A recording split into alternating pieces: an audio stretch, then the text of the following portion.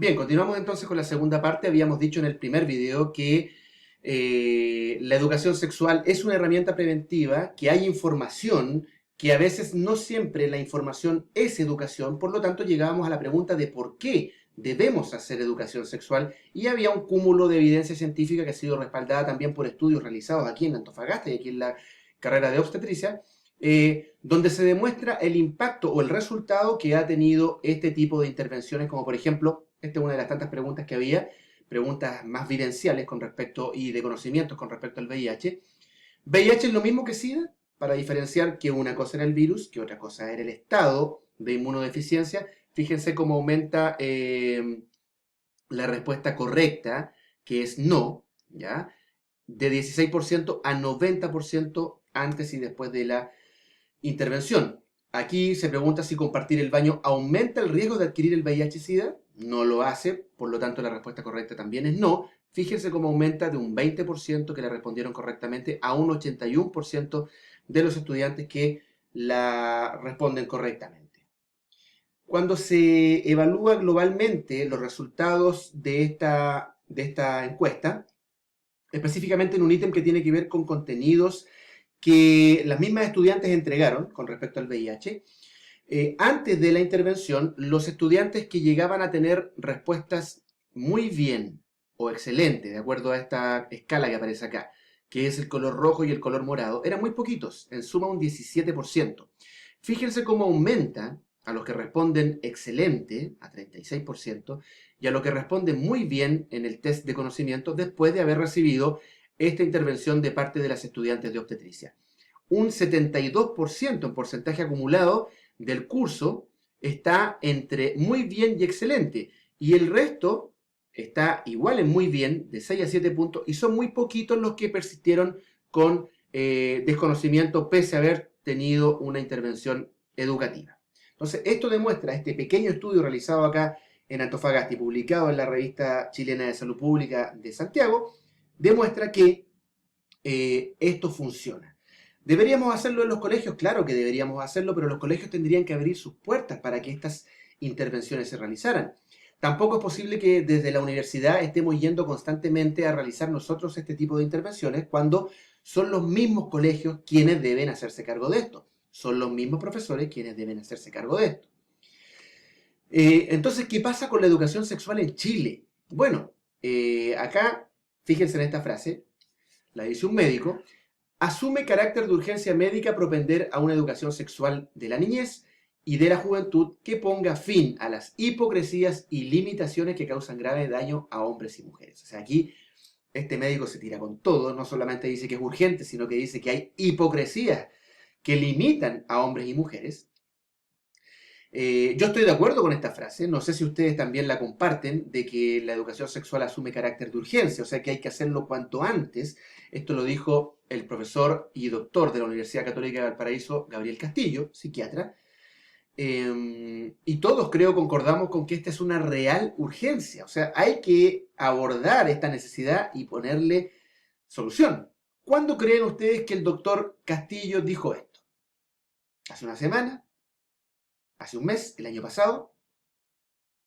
Lo dijo el 15 de diciembre del año 1967. Imagínense cómo hemos avanzado, si es que hemos avanzado con respecto a satisfacer esa demanda de urgencia médica que el doctor Castillo manifestaba en su frase. ¿Dónde lo dijo? En una revista, esta revista de acá. Y a mí me llamó mucho la atención el tema de la cigüeña, cuando leí esta revista. No es que yo haya leído la revista en 1967, sino que me la encontré en un montón de revistas antiguas que iban a votar en un lugar, la recogí porque aparecía este reportaje completo al doctor que ya hablaba en el año 67 de la educación sexual.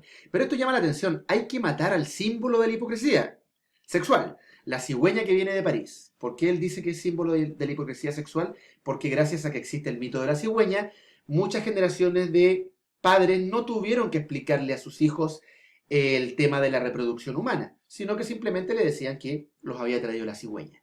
Nosotros hoy, como matrones del año 2020, que somos los que debiéramos hacernos cargo de la educación sexual, ¿debiéramos seguir utilizando la cigüeña como nuestro principal símbolo? Y no me digan que no es nuestro principal símbolo, porque lo tenemos en varios lugares, como por ejemplo el logo, sin ir más lejos, del Colegio de Matronas y Matrones de Chile. En nuestro departamento, en su logo también aparece acá arriba, disimulado, pero está la cigüeña. Y en el logo de la carrera también está escondido por ahí arriba, pero ahí está con sus brazos abiertos, su cabecita y todas sus partes. Entonces, no estoy diciendo que lo saquemos, pero sí tengamos conciencia de que la cigüeña no debiese ser tan representativo de nosotros, como matrones encargados, como profesionales encargados de la educación sexual. ¿Qué ha pasado entonces con la educación sexual en Chile?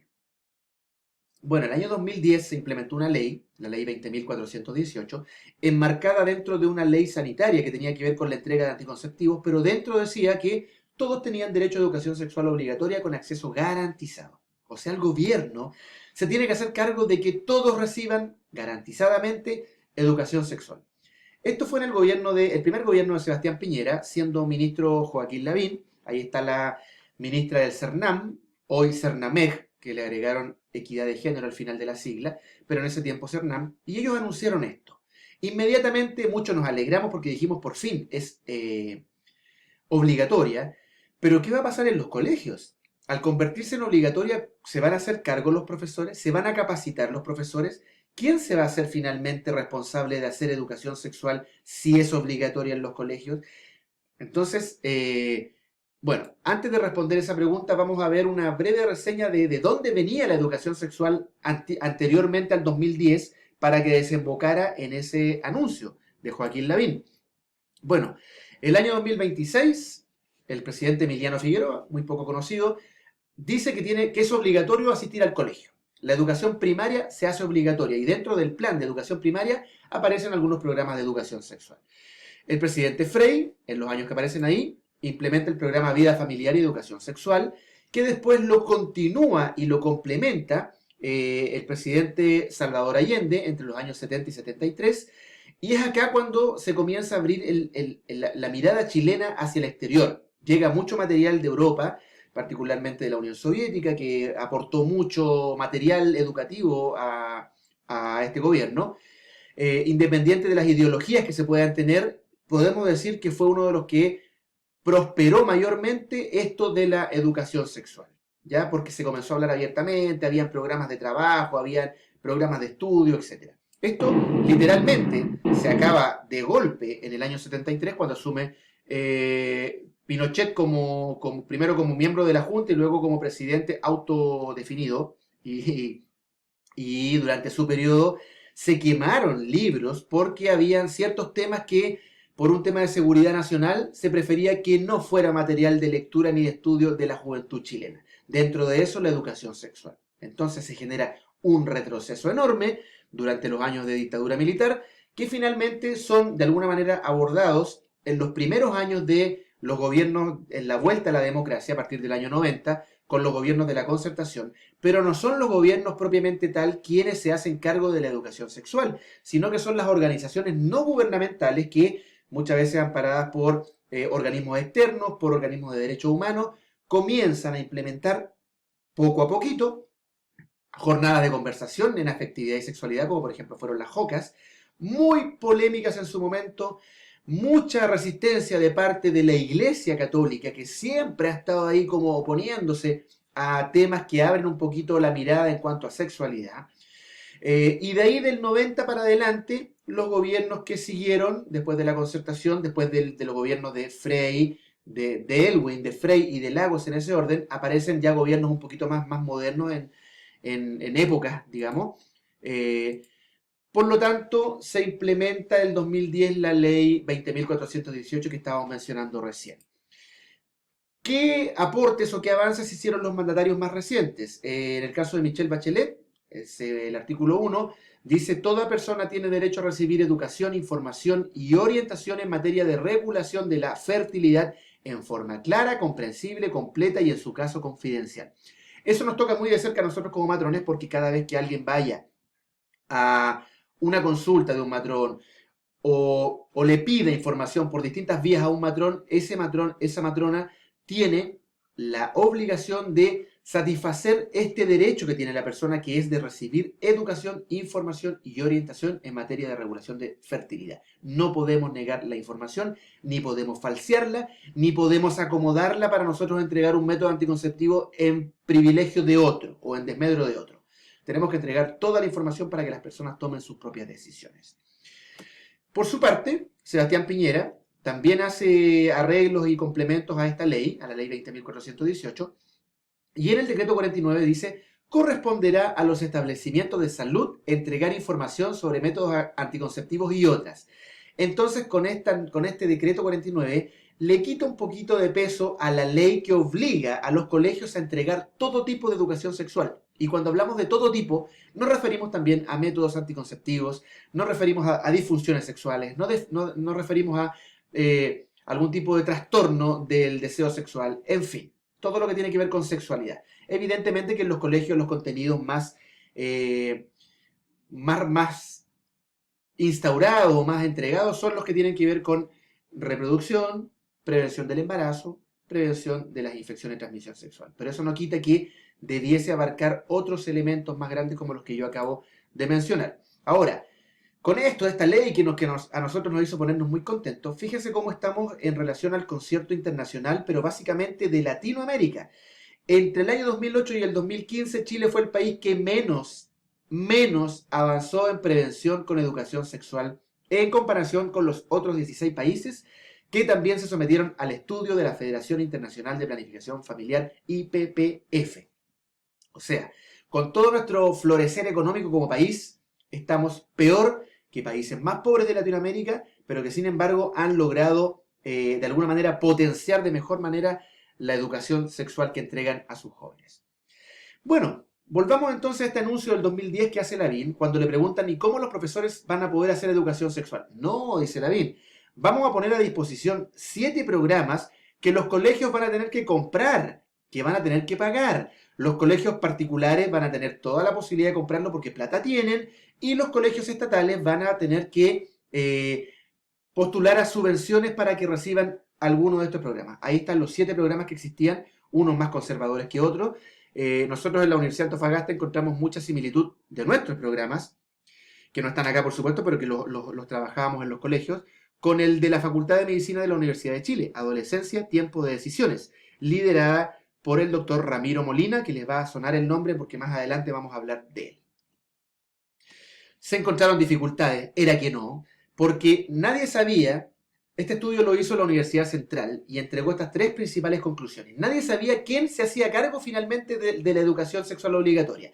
Si era el MinSal, por tratarse de un tema sanitario de salud, o era el Mineduc, porque era educativo lo que se estaba entregando. Y ahí, entre ambos ministerios, se tiraron la pelota eternamente.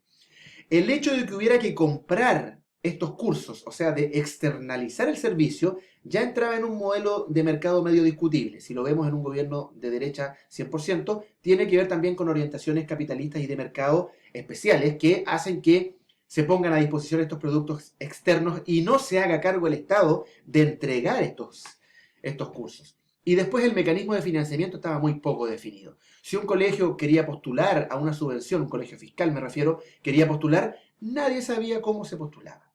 Entonces, este estudio arrojó esa conclusión. Y una de las conclusiones más importantes, que nadie fiscalizaba ni nadie controlaba que los colegios hicieran educación sexual obligatoria. Si un colegio quería no hacerla, se quedaba calladito, no la hacía y nadie le pasaba una multa ni nada. Pensando que en Chile tenemos otras situaciones que ameritan multa, como por ejemplo no llevar un chaleco reflectante en el auto, multa. Esto, que es mucho más importante, no tenía multa. Entonces, sabemos que la educación sexual es una necesidad, es una herramienta preventiva, contribuye a la formación integral de los individuos, pero ¿están los docentes dispuestos a implementarla? ¿Está el sistema escolar preparado para aplicarla? ¿Se sienten cómodos los apoderados si sus hijos la reciben? ¿Preferiríamos hacerla en la casa y no responsabilizar al colegio o a los profesores de esto? Miren lo que dice el Colegio de Matronas. Esto fue el año pasado. Colegio plantea a diputados que se amplíe educación sexual y se incluya a las matronas en la conserjería. Vamos a ver en el video que sigue a continuación, tercer video y final de esta serie de 3, hacia dónde va Anita Román como presidenta del Colegio de Matronas con esta frase que lanza ante los diputados. Ampliemos educación sexual e incluyamos a las matronas en las conserjerías. ¿Significará meter matronas a los colegios? Veámoslo en el próximo video.